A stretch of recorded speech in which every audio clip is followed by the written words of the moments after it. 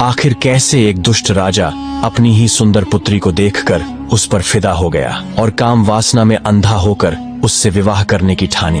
प्राचीन समय की बात है। किसी राज्य में राजा कालभद्र राज्य करते थे।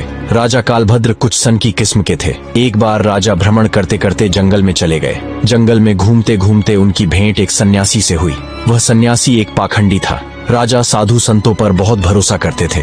उस सन्यासी को देखकर राजा के मन में कुछ जिज्ञासा उठी। राजा ने सन्यासी को अपना परिचय दिया और पूछने लगे, हे बाबा, आप बहुत ज्ञानी मालूम पढ़ते हैं। मेरी रानी इस समय गर्भवती है। मैं जानना चाहता हूँ कि उनकी कोख से पुत्र होगा या पुत्री। सन्यासी ने कहा, राजन, मैं यह तो नहीं जानता कि तुम्हारी रानी की कोख से पुत्र होगा या पुत्री, पर इतना जरूर कह सकता हूँ कि अगर तुम्हारी रानी ने किसी पुत्री को जन्म दिया तो तुम्हारा सर्वनाश हो जाएगा।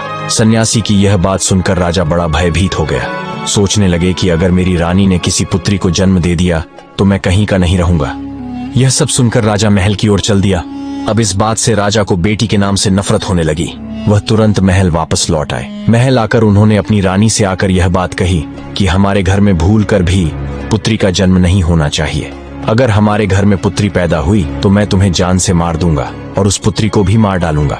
राजा की यह बात सुनकर रानी डर गई। वह जानती थी कि राजा बड़े ही जिद्दी किस्म के हैं। अगर पुत्री का जन्म हो गया तो वह उसे मरवा सकते हैं। इतना कहकर राजा वहां से चले गए। अब तो रानी रोज भगवान से प्रार्थना करती थी, हे परमात्मा, मुझे पुत्री मत देना, वरना राजा उसे जीवित नहीं छोड़ेंगे। दोस्तों, भगवान की कृपा से राजा कालभद्र की रानी ने सर्वप्रथम एक पुत्र को जन्म दिया। यह देखकर रानी और राजा दोनों बहुत प्रसन्न हुए। राजा तो इसलिए प्रसन्न हुआ कि पुत्री न हुई, किंतु रानी इसलिए प्रसन्न हुई कि अगर पुत्री होती तो कन्या हत्या का दोष लगता। अब ऐसे ही और कुछ दिन बीतते रहे। कुछ समय बाद रानी ने फिर से गर्भ धारण किया। बच्चे के जब जन्म होने का समय आया, उसी दौरान राजा को किसी जरूरी काम से दूसरे राज्य में जाना पड़ गया और उसे लौटने में कई दिन लगने वाले थे। जाने से पहले राजा ने अपनी रानी से कहा था, यदि तुम्हारी गर्भ से बेटी का जन्म हो तो उसे मरवा देना, मैं बेटी की सूरत नहीं देखना चाहता। यह सब कहकर राजा चला गया था, लेकिन इसी दौरान रानी ने एक पुत्री को जन्म दिया। इस बात का डर वही हो गया। बेटी को देखकर रानी घबराई।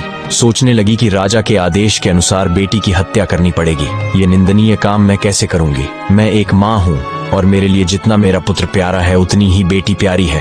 अब तो बेटी को देखकर रानी एकदम से रोने लगी और कहने लगी, हे भगवान, अब मैं क्या करूं? कन्या हत्या का पाप बहुत बड़ा होता है। रानी बहुत बड़े धर्म संकट में फंस चुकी थी। रानी को रोते हुए देखकर उनकी जो दासी थी वह उनके पास आई और पूछने लगी, महारानी जी, घर में पुत्री हुई है, ये तो बड़े ही सौभाग्य की बात है, पर आप तो बैठी रो रही हैं, इसका क्या कारण है? क्या कोई अनहोनी हो गई? रानी बोली,